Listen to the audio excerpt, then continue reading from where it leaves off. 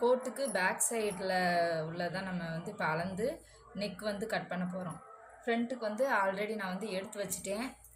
ஃப்ரண்ட்டுக்கு துணி எடுத்து வச்சாச்சு. அதுக்கு வந்து நான் முன்னாடி கோட்டில் வந்து ஸ்கேலப் டிசைன் வச்சுருக்கேன். கோட்டோட ஃப்ரண்ட் சைடு வந்து ஸ்கேலப் வர்ற மாதிரி அண்ட் பேக் சைடு வந்து பிளைன்னா 2 நாட் போட்டு கட்டுற மாதிரி. ஷோல்டர் வந்து எப்பயும் போல் 3 இன்ச்சுக்கு வச்சுக்கோங்க. மேலேருந்து ஹைட் வந்து 2.5 வச்சா போதும். பின்னாடி கோட்டுங்கிறதுனால நம்ம 2.5 வச்சா போதும், அதுக்கு மேலே தேவைப்படாது.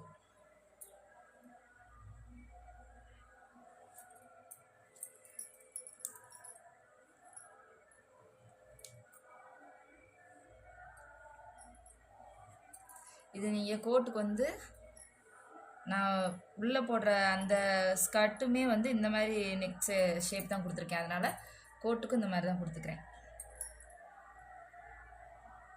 இப்போ இதை மட்டும் கட் பண்ணி எடுத்துக்கலாம். எடுத்துட்டு இது மேலே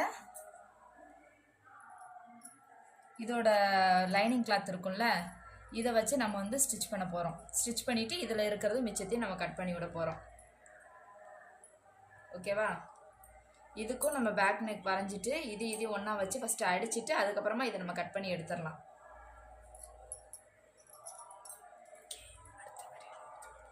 சரி, ஓகே. இந்த இது வந்து நான் தைச்சதுக்கப்புறமா தைக்கிற வீடியோ நான் போடுறேன், அதையும் கண்டினியூவாக பாருங்கள். சப்ஸ்கிரைப் பண்ணி வச்சுக்கிட்டா மட்டும்தான் நான் போடுற வீடியோஸ் உங்களுக்கு உடனே நோட்டிஃபிகேஷன். ஓகேவா? லைக் கொடுத்துக்கோங்க.